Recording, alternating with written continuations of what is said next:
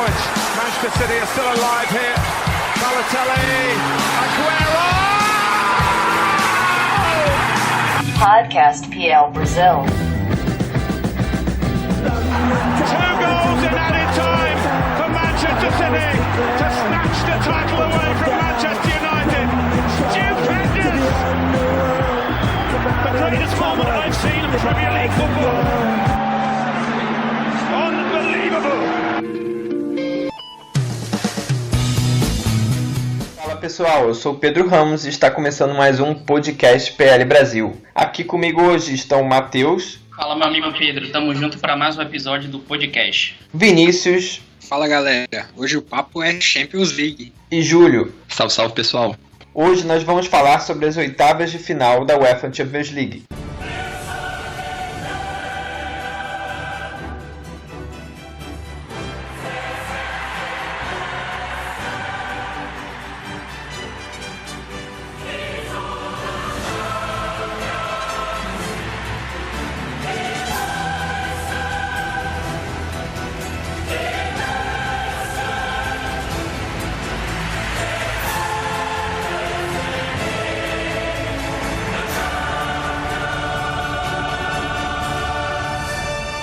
Pela primeira vez na história, nós vamos ter 5 clubes ingleses classificados para as oitavas. Um feito inédito, já que a Inglaterra conta com 4 vagas e ganhou a 5ª com o título da Liga Europa, conquistado pelo Manchester United na última temporada. Eu já começo jogando a pergunta no ar: qual a explicação para a volta do bom momento dos ingleses na Liga dos Campeões?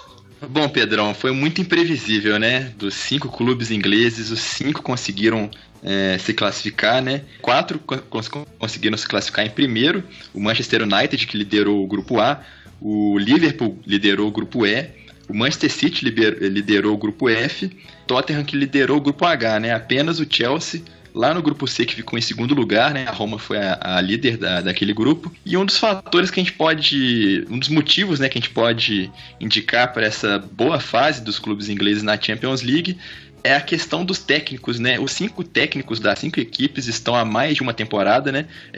Então são técnicos que já conhecem a equipe, conhecem o modo de jogo, conseguiram impor um padrão tático, né? A gente tem o Pep Guardiola no Manchester City, a gente tem o Antônio Conte, que foi campeão na primeira temporada com o Chelsea, né? E agora está na sua segunda, anda um pouco ali na corda bamba, né?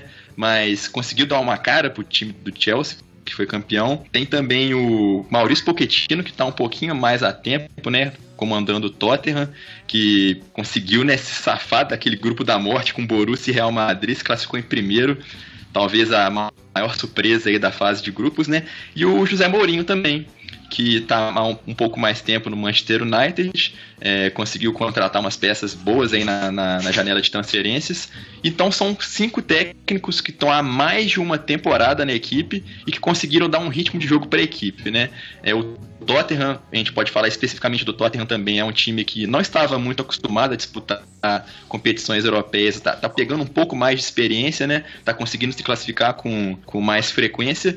Então a gente pode falar que esses são os motivos aí, talvez, ou também, né, a boa fase das equipes, ou um pouquinho de sorte também, mas é fato que, pelo histórico passado, os clubes ingleses não estavam mandando bem na Champions League e agora 5 classificados com chances de classificar para as quartas de final também, né? Quem sabe? Concordo com o Júlio, acredito que isso passa muito pela continuidade dos trabalhos. Muito tem sido falado sobre o momento de transição que Barcelona e Real Madrid vivem, mas acredito que não seja esse o motivo. Acredito sim na continuidade do trabalho das equipes inglesas e que está dando frutos aí na Champions League, conseguindo aí uma classificação de todas as 5 equipes que disputaram a fase de grupos. E a gente não pode falar também que os times deram som na fase de grupos também não, né, Matheus? Porque com exceção ali do Manchester United, talvez do City, né? O grupo do United tinha o Basel, o CSKA Moscou e o Benfica, e o grupo do City tinha o Shakhtar, o Napoli, né, que é uma grande equipe, mais o Feyenoord. Então a gente não pode falar que eles pegaram vida mansa não, viu? Porque foram grupos difíceis, bem equilibrados. Já o Liverpool lá no grupo E pegou Sevilha, Spartak Moscou, o Tottenham, né, como eu tinha dito, Borussia Dortmund e Real Madrid, né, compondo o grupo da morte. E por fim o Chelsea, que pegou também pedreira, tinha Roma e tinha Atlético de Madrid, além do Karabag, né, o modesto Karabag. Então não foi vida vida mole, eles tiveram confrontos muito difíceis na fase de grupos, então isso mostrou também que os times conseguiram se comportar bem nas partidas, conseguiram resultados importantes, pontuar para poder classificar para as oitavas de final. Verdade. Todo mundo dizia até que o Tottenham ia sofrer na fase de grupos, né? Acabou, de certa forma, sendo uma surpresa pela autoridade que o Tottenham impôs no seu grupo, que foi o grupo da morte. Você tem ali o Real Madrid, que é simplesmente o papa-títulos da Champions League. Você tem o Borussia Dortmund, que é uma equipe que se tornou muito cascuda em Champions League de uns tempos para cá. Ainda, além de ter um título da Champions League, um título que o Tottenham não tem. Então a gente já vê aí essa diferença, né? Essa disparidade que as equipes entraram com relação ao Tottenham. E o Liverpool tinha o Sevilla, né, que é o carrasco do Liverpool, foi o carrasco do Liverpool na Europa League há uns tempos atrás, então a gente não pode menosprezar esse trabalho que foi feito pelos clubes ingleses nessa fase de grupos. Sem falar das transferências também, né, os times se reforçaram muito bem na primeira janela de transferências. O Liverpool conseguiu trazer o Salah, né, da Roma, que é um dos top 3 melhores jogadores da Premier League atualmente, ajudou muito a equipe a crescer. O Manchester City, que contratou aquele pacotão especial de defensores, né? O goleiro Ederson, Kyle Walker, lateral direito, que era do Tottenham. O Mendy, lateral esquerdo, que tá contundido, mas é titular absoluto da equipe. E agora, mais recentemente, o Laporte também, né? No Manchester United, a vinda de Paul Pogba. No Chelsea, teve as contratações também, Zagreb pro meio de campo. Então, os times se reforçaram bem também na janela, conseguiram aumentar o poder defensivo e o poder de fogo. Mesmo a continuidade dos técnicos e o investimento na qualidade dos elencos, chega a ser surpreendente, sim, ter os 5 clubes conseguindo ir muito bem além disso, 4 sendo líderes, né? Todos com boas campanhas. Chega a ser surpreendente também. Acho que nem o mais otimista fã de futebol inglês conseguiria acreditar nisso, né? Foi realmente muito surpreendente. A última vez que todos os ingleses foram para as oitavas de final aconteceu em 2013 e 2014. E aí o inglês que mais avançou de fase foi o Chelsea, que acabou parando nas semifinais. E falando agora do retrospecto dos times na fase de grupos, avaliando de um modo geral, como o Júlio já falou, dos 5 ingleses, 4 avançaram de fase como líderes de seus grupos, à exceção do Chelsea, que ficou em segundo. E nós tivemos alguns números interessantes. O Liverpool tem o segundo melhor ataque da competição, atrás apenas do PSG. Foram campanhas bastante interessantes. O próprio Manchester City também ficou com 5 vitórias em 6 jogos disputados. Realmente são ótimas campanhas de todos os 5. Qual time se destacou mais nessa primeira fase? Olha, Pedro, acho que pra mim, acho que pra maioria também, não tem como não citar o Tottenham como grande destaque, né, dessa fase de grupos da Champions League. Porque enfrentar um grupo com o Real Madrid, simplesmente com o Real Madrid, o maior campeão da história da competição, com o Borussia Dortmund, né, segunda, terceira potência ali da Alemanha, do campeonato alemão de futebol. O Apoel, né, é a grande ovelha negra do grupo, mas enfim, esses três gigantes, essas 3 potências da Europa, Tottenham caiu num grupo dificílimo, conseguiu a melhor campanha de toda a fase de grupos da Champions League. Foram 5 vitórias e um empate, né? Só fazendo um retrospecto dos jogos do Tottenham, ele venceu o Apoel as 2 partidas por 3-0, venceu o Borussia Dortmund dentro de casa por 3-1 e fora por 2-1, empatou com o Real Madrid fora de casa por 1-1 e ganhou dos merengues lá no Wembley Stadium, né, por 3-1. E contra o Real Madrid empatou, né, fora de casa e venceu os merengues lá no estádio Wembley. Então foi assim, uma campanha sensacional. Acho que ninguém esperava. Muita gente acreditava que o Tottenham sequer passaria dessa pedreira, né, e conseguiu se classificar em primeiro com a melhor campanha. Foram 15 gols feitos, apenas 4 sofridos, um saldo de gols de 11 gols. 15 gols marcados, apenas 4 gols sofridos e um saldo de gols de 11. Então foi, assim, para mim, a melhor campanha da fase de grupos entre os ingleses. Acredito que vai ser indiscutível pela previsão que a gente tinha desse grupo, né? Ninguém imaginaria que o Borussia Dortmund ia fazer uma campanha tão ruim nessa fase de grupos. Para mim, o Borussia e o Atlético de Madrid foram as decepções dessa fase de grupos.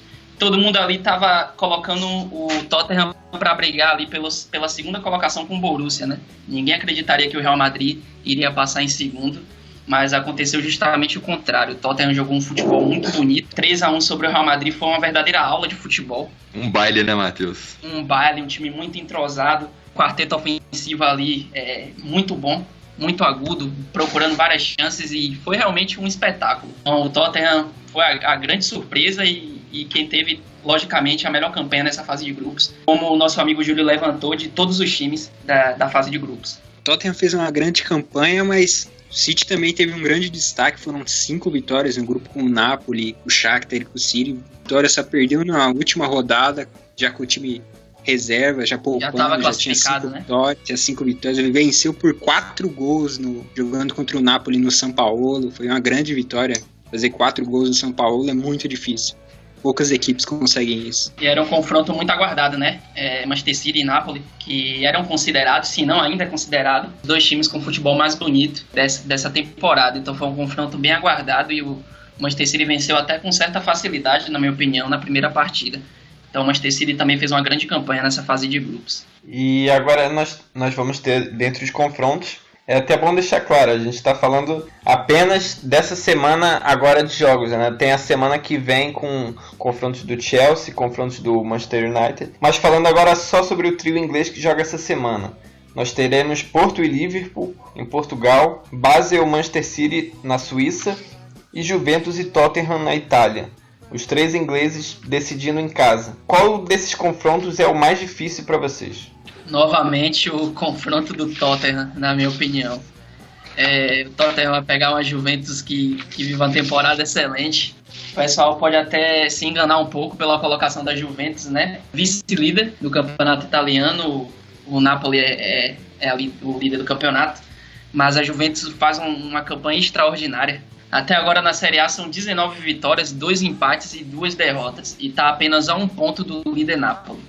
Então é uma campanha realmente sensacional. A Napoli e a Juventus vivem ali uma temporada fora de curva, né? 2 equipes se destoando muito das outras equipes ali. Então acredito que o confronto mais difícil vai ser o do Tottenham, né? O Tottenham não está tendo vida fácil nessa Champions League, pegou o grupo da morte e agora vai enfrentar a Juventus, que é uma equipe que foi vice-campeã da Champions League recentemente. Então é sempre bom a gente relembrar isso e ter o máximo de cuidado com a equipe da Juventus, que é uma equipe muito perigosa, principalmente em mata-mata. Então essa Juventus ela vem muito forte para essa fase, né? Para a fase de mata-mata da Champions. Foi uma campanha na fase de grupos, uma campanha um tanto discreta, fez o necessário para passar de fase. Foram 3 vitórias, 2 empates e 1 derrota, somou 11 pontos, ficou atrás ali do Barcelona. Foram 7 gols feitos, 5 sofridos, um saldo de 2 gols. E acredito que a Juventus não teve um destaque assim nessa fase de grupos, na minha opinião.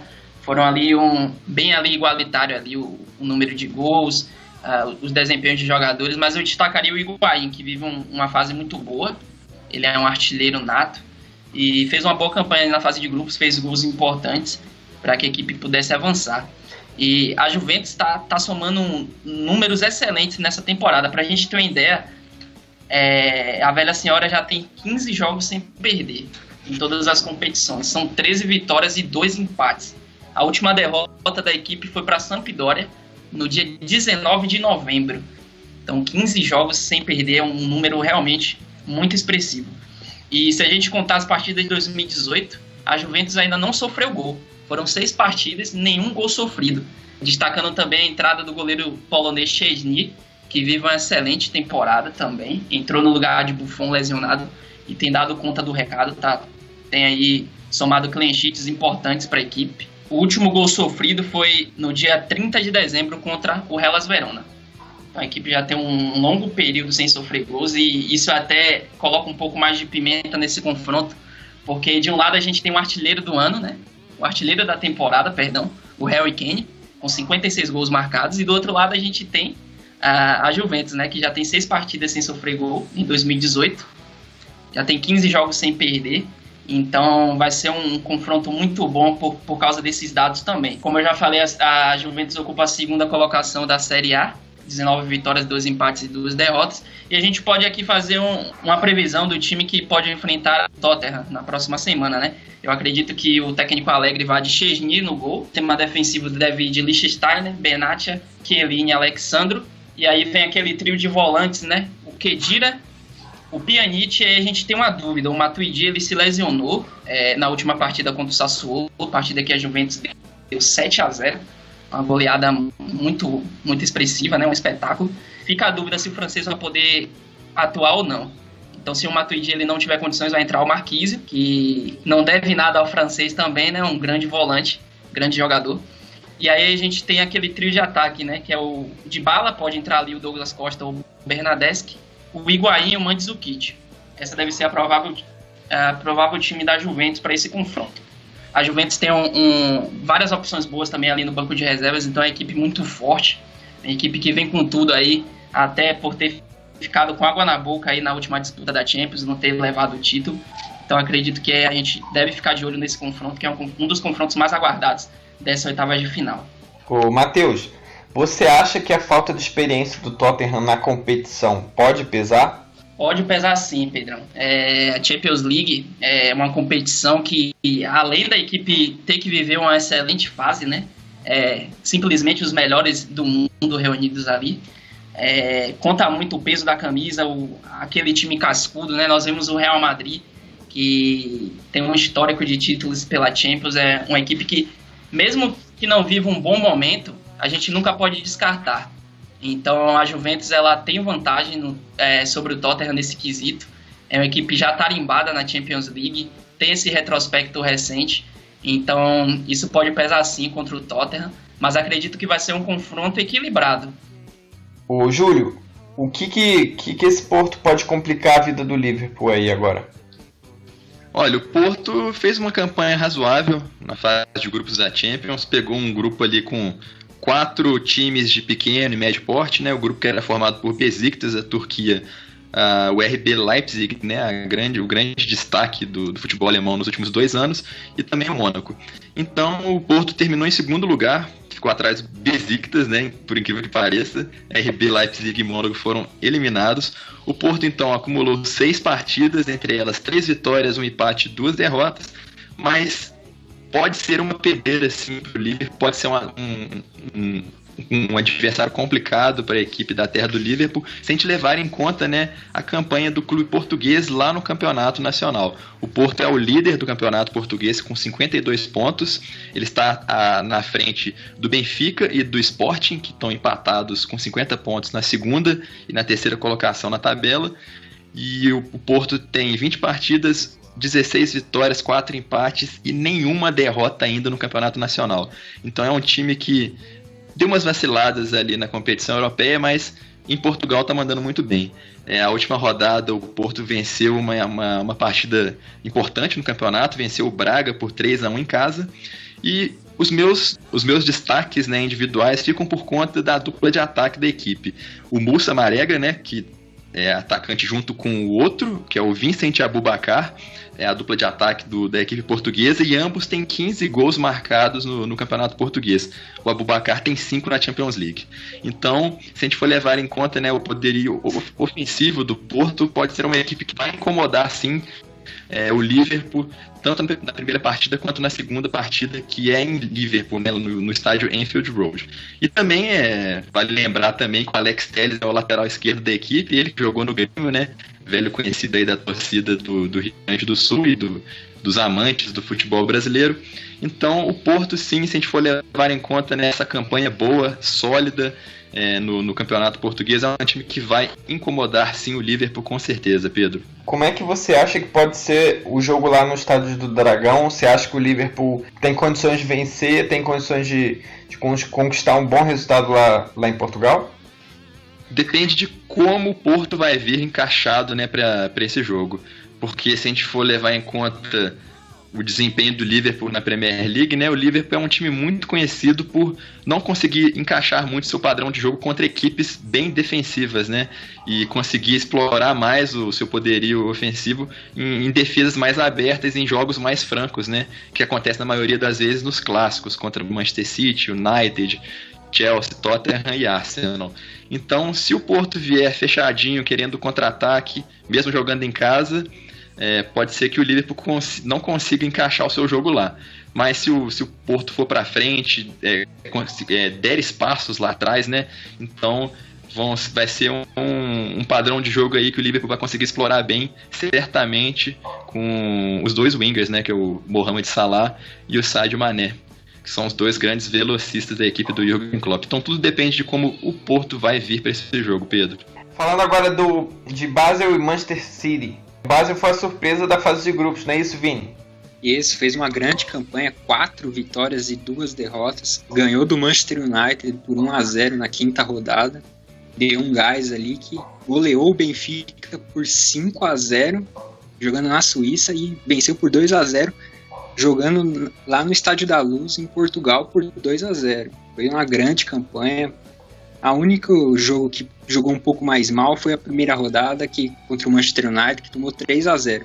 O jovem técnico do Basel, Rafael Vick, tem um elenco meio, um 11 escalado assim, já meio certo. Ele monta o time no 3-4-3, mas agora nessa janela de janeiro ele perdeu 2 dos seus grandes destaques do time. O Manuel Akanji, zagueiro jovem de 19 anos, que foi pro Borussia Dortmund, e o Renato Steffen, ponta direita, que foi pro Wolfsburg. Então complicou o time, ele teve que mudar o esquema agora nesse retorno da segunda parte da temporada. Ele já está montando o time no 4-2-3-1 e não tem reposição. Contratou o zagueiro brasileiro brasileiro e suíço Léo Lacroix do Saint-Étienne, mas ele não repõe o Manuel Akanji tão bem assim na zaga, e é por isso ele só fica no banco. O capitão Sushio e o colombiano Balanta formam a zaga ali, agora nessa nova formação do 4-2-3-1. O bom lateral direito deles, Lang, joga muito bem também, mas a grande perda da equipe é o Renato Steffen, que jogava aberto na equipe e que fazia recomposição muito bem. Talvez o Manchester United tenha o Manchester City, tenha o confronto mais fácil nesse momento da Champions League, das oitavas de final. Depois que o City fez uma ótima campanha na fase de grupos, como você falou, venceu o Napoli fora de casa. O Basel não parece ser talvez a pedreira que o City poderia pegar, né?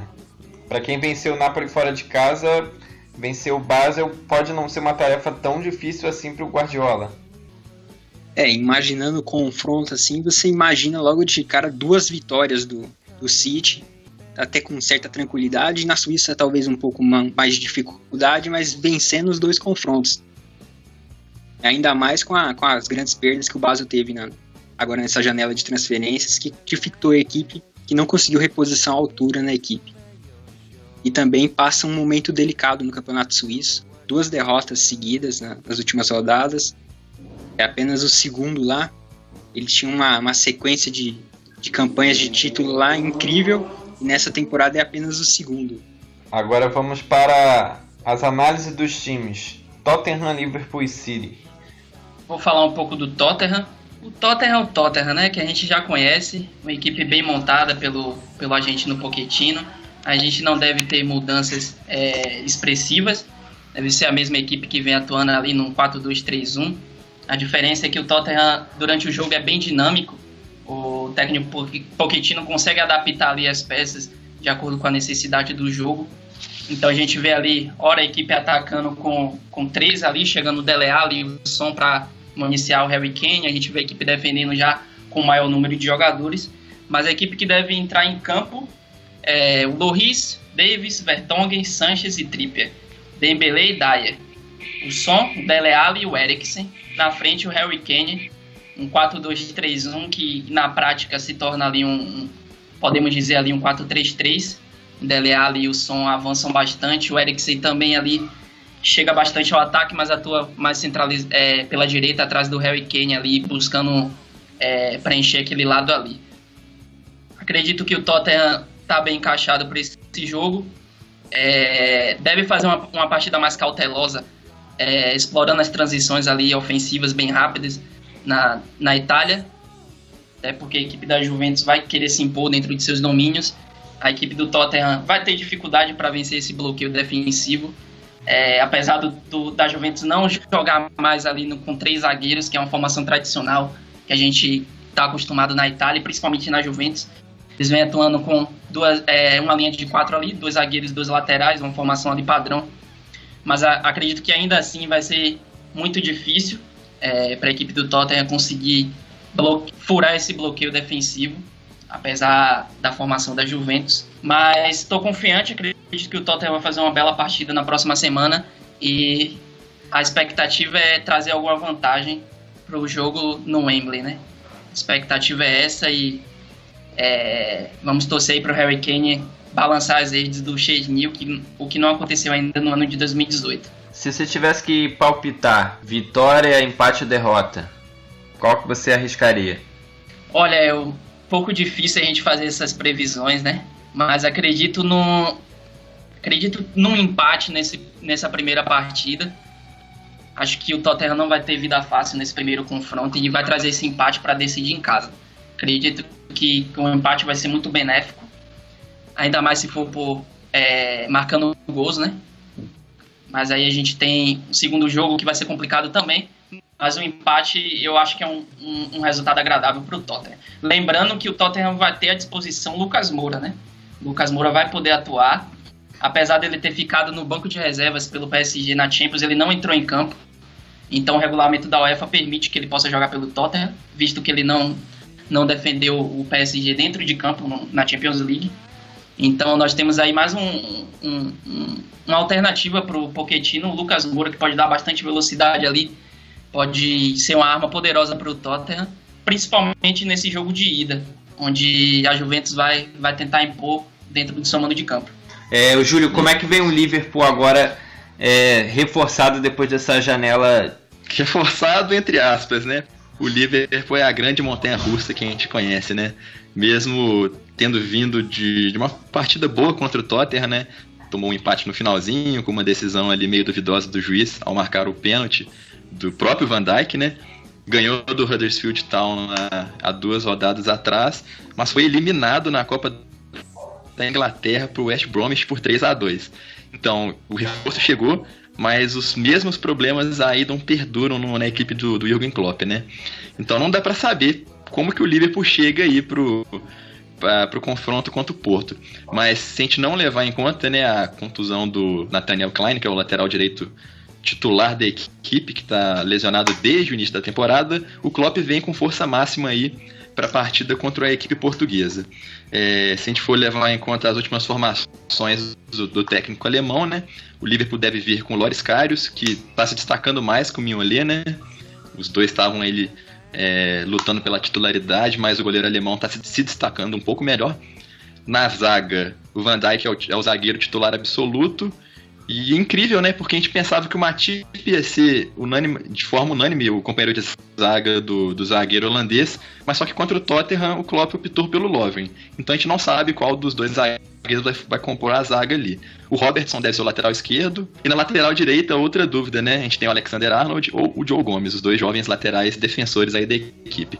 No meio de campo, o Klopp deve manter a trinca de volantes, com Jordan Henderson, o capitão da equipe, Henry Khan, e aí o terceiro dessa trinca de volantes pode ser o James Milner, ou pode ser o Oxlade-Chamberlain, que chegou do Arsenal, né, na janela de transferências, ou o Wijnaldum, levando em conta que o Jürgen Klopp adora mexer na equipe, né, não gosta muito de repetir a formação, então pode ser outra dúvida aí. E na frente, de forma unânime, né, o trio ofensivo do Liverpool com o Mohamed Salah, que está jogando pra caramba nessa temporada, o Sadio Mané, que tá mais apagado, não tá jogando tão bem assim, e o Roberto Firmino, né, tema do nosso último podcast, compondo aí os prováveis 11 titulares do Liverpool. Então, só recapitulando, né, não dá pra saber como que o Liverpool chega, mas levando em conta que a equipe não vai pegar uma grande potência aí da Europa, né, como o Tottenham, que vai enfrentar a Juventus, então as expectativas são boas, mas tudo depende de como essa montanha-russa vai se comportar, né, lá em Portugal.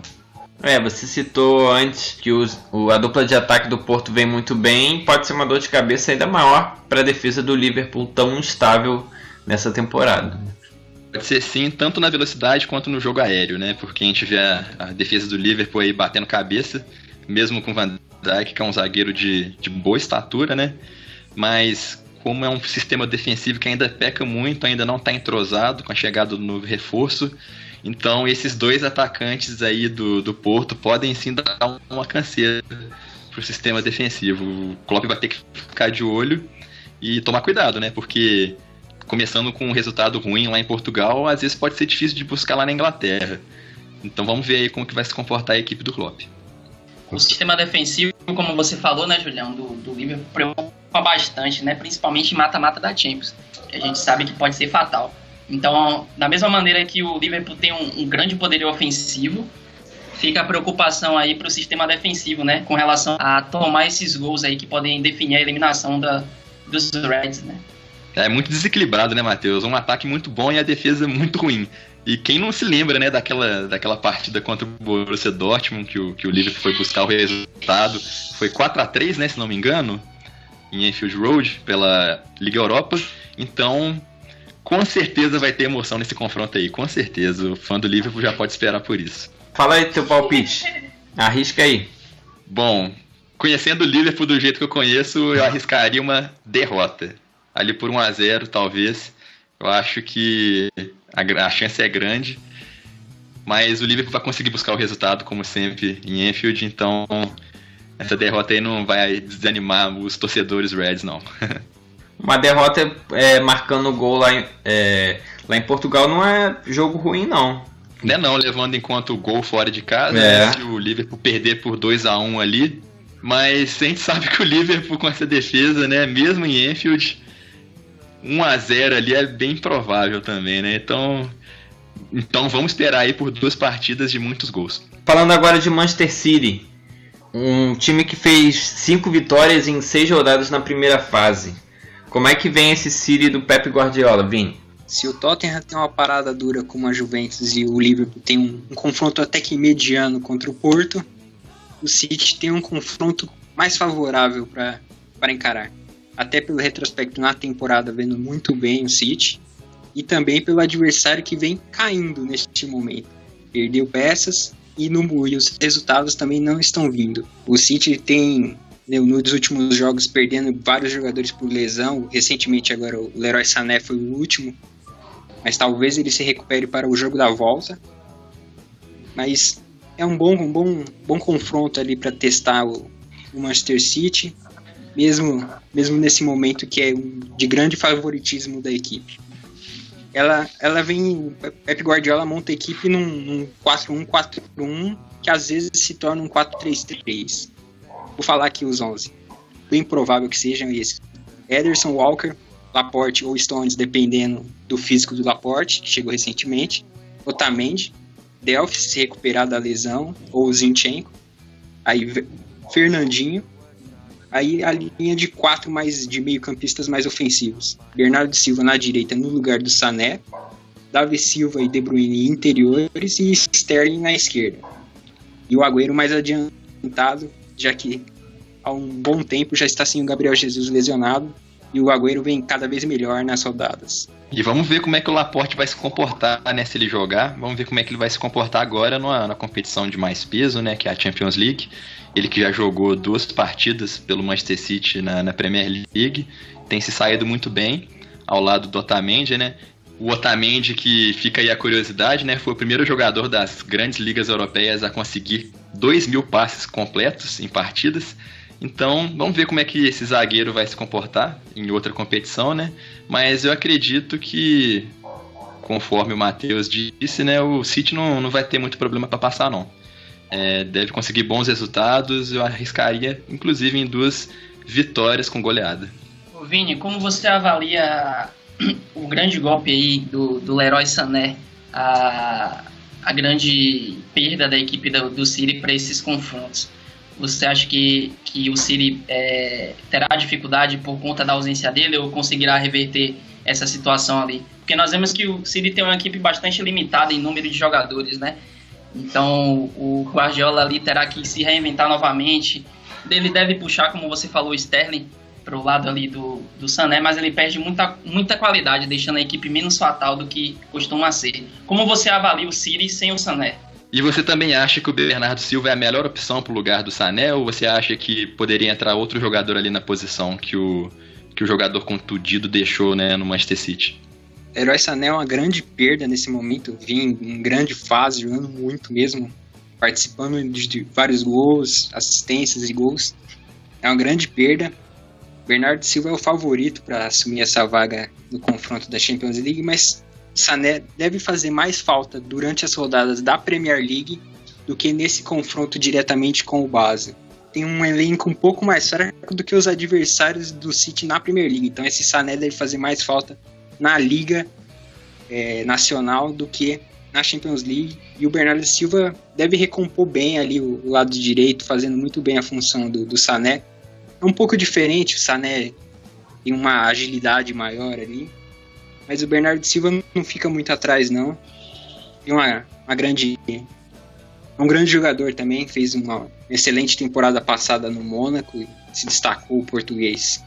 Outro destaque da equipe que eu faço é o Fernandinho, é o capitão da equipe, também o cérebro da equipe ali escondido. De Bruyne se destaca, o Davi Silva também, mas o grande cérebro da equipe ali é o Fernandinho, ele faz jogar todo mundo ali, mesmo não aparecendo tanto. É o grande nome da equipe, eu diria, da temporada, mesmo não aparecendo tanto. O famoso trabalho sujo lá atrás, né? Que ninguém vê, mas que é muito importante para a equipe. O motorzinho do Guardiola, né? A grande surpresa da equipe talvez seja, se o Delphi não estiver em condições de jogo, seja o Zinchenko, que é um meia ofensivo, jogar na lateral esquerda. Já fez em algumas rodadas isso, substituindo o Delphi, mas é um pouco de surpresa também ali o ucraniano, que chegou no início da temporada surpreendendo ali após um empréstimo pro PSV, mas ele pode surpreender o garoto ali jogando improvisado na lateral esquerda, pode fazer um bom trabalho também. Nós temos também, com a chegada do Laporte, a possibilidade do City voltar ao esquema com 3 zagueiros, né, que foi utilizado no começo da temporada. Levando em consideração que o Guardiola não se apega muito a formações, ele sempre está se reinventando, sempre procurando maneiras de vencer o adversário. Acredito que pode ser uma possibilidade também, embora, na minha opinião, ele deva realmente manter a formação e adicionar o Bernardo Silva ali na direita, o Sterling na esquerda e o Agüero ali na frente.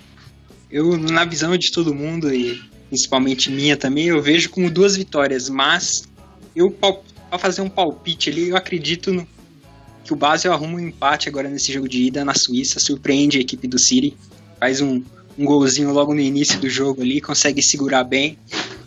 É um time que gosta de ter o controle da bola, o time suíço.